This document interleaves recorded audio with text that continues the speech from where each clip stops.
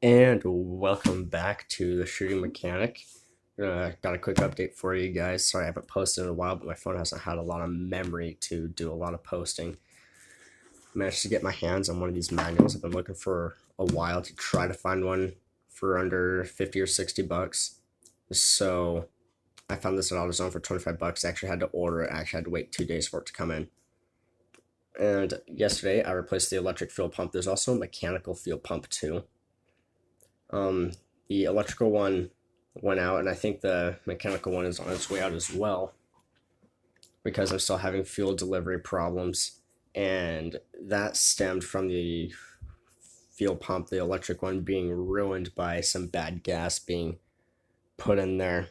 An old friend of mine decided that it was a good idea to put gas in the car from an old jerry can that used to hold oil, and that gas was in there for Lord knows how long. Could have been varnished for all I know.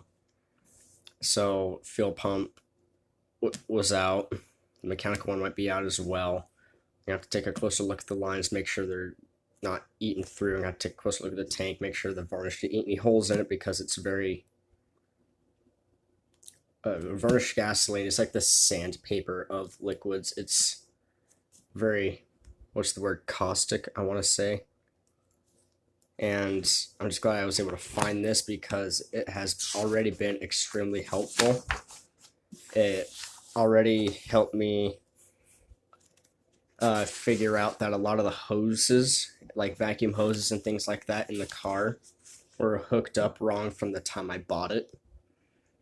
And I've been trying to figure out how to, if I can find it.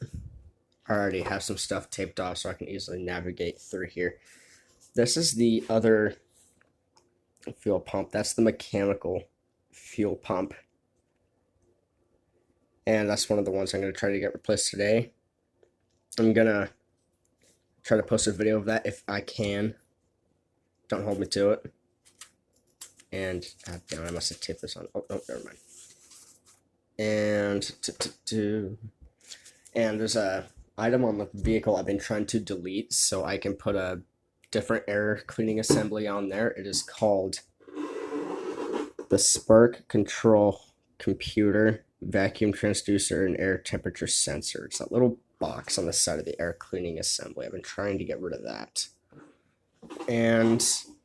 But the motor won't run with it unplugged or gone. And I've seen other videos of people online who have managed to delete this part, but I can't even find any videos on how to do it. I've just happened to see it in these videos, and I can't find any further information on it, and it's starting to piss me off.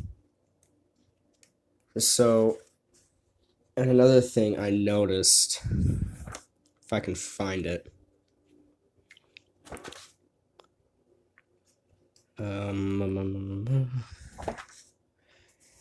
and over here, as you can probably remember, the front driver's side fender is very damaged, and this part of the book shows me how to take them off, how to repair them, things like that. So that would be really nice, but with the damage it is, I think I'm just gonna have to get a new fender, so at least there's information in here about how to take it off. So that should help. And start to tick me off for a second. It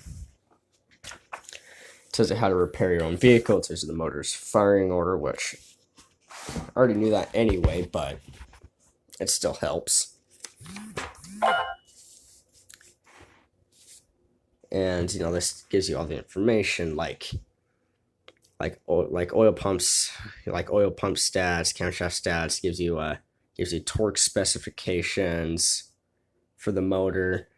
And gives you like valve lift, and for all, not just the 318, but the 340, the 360, the 383, and the 440, and the 440 standard, which I believe, oh yeah, the 440 high performance and the 440 standard. You got all these torque specs, which really help because I hate having to do all the guesswork or look on the internet and see how much something has to be torqued down. It just shows you how to take this whole car apart. Like with this book alone, you could take the entire car apart and put it back together with using just this book alone. Like very little prior knowledge of how vehicles work would be needed. This whole book, literally step by step by step, it tells you how to do everything. And it makes it extremely helpful with jobs I'm not familiar with. It tells you how to set the timing. It tells you how to check your camshaft for wear and things like that, and how to replace it. I don't think there's anything this book won't tell you how to do, except for one thing, which is something I really wish was in there. It doesn't tell me how to work the radio, or anything like that. It doesn't tell me how to work the radio or help diagnose a problem with it or anything like that. But it's whatever. I've been trying to find info on the internet about how to diagnose radio problems, to do some troubleshooting in that area, but I haven't been able to find anything. But see, this one's chapter 2, part C, general engine overhaul procedures. They got stuff for the V6s. So the next one, they have continued information for the V6, and they got the info for the 318, 340, 360. Those are the small blocks. Then it goes to the big blocks like the 383, the 400, and the 440. It tells you like what your board diameters are and everything like that, what size rings. And it's just a very, very helpful book. This thing will tell you how to remove parts, replace parts, how to properly do things, how to safely do things, how to mark things so that you don't get lost, even to lifting the engine out. It shows how to replace bearings, valves, valve springs, and other engine components that most people would be intimidated by replacing. It even tells you what tools you're going to need and all that good stuff. One thing I haven't been able to figure out is it doesn't seem to say anything about the electric fuel pump, which I find odd considering that it does have an electric fuel pump. It only talks about the mechanical one. But it tells you how to replace any part that's on the vehicle. I'll show you how to do teardowns and overhauls, and how to fix your heater and your blower motor and pretty much anything under the sun except for radio and things like that. I've also been trying to figure out how to replace the simplest component on the vehicle, and that would be the hood ornament. It doesn't seem to say anything about that, but not a huge deal.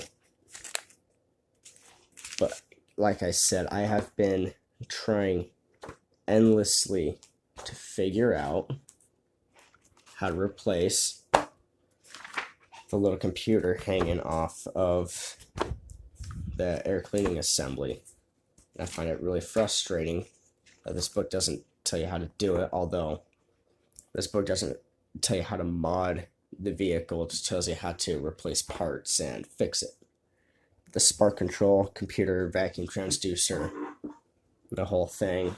They call it the ELB system or the ELB2 system. And it stands for Electronic Lean Burn System. This is the ELB1, and this is the ELB2. And apparently with the ELB2, your distributor will be at the front, which is odd because for the year my car is, it says it should have the ELB2, but my distributor's in the back. But could be wrong, don't hold me to it. It also gives you electrical diagrams, a whole bunch of fun stuff. But if you guys know how to delete that part right there, that would be amazing, because I've been trying to figure it out for a while, and every time I take it off or unplug it, the motor doesn't want to run. It'll turn over, but it won't fire up. And it's starting to get on my nerves. One of my buddies had the bright idea of, oh, just unscrew it and just duct tape it somewhere in the motor with it plugged in. And I think we can all agree why that is not a good idea. Although it could be a good idea, but that's not something I want to do. And this is another thing, the vacuum hose routing diagram. For the longest time, I thought these hoses were set up correctly, but as I look at this, it says they're wrong. It says they go from here, they come under, and they round up to your temperature sensor.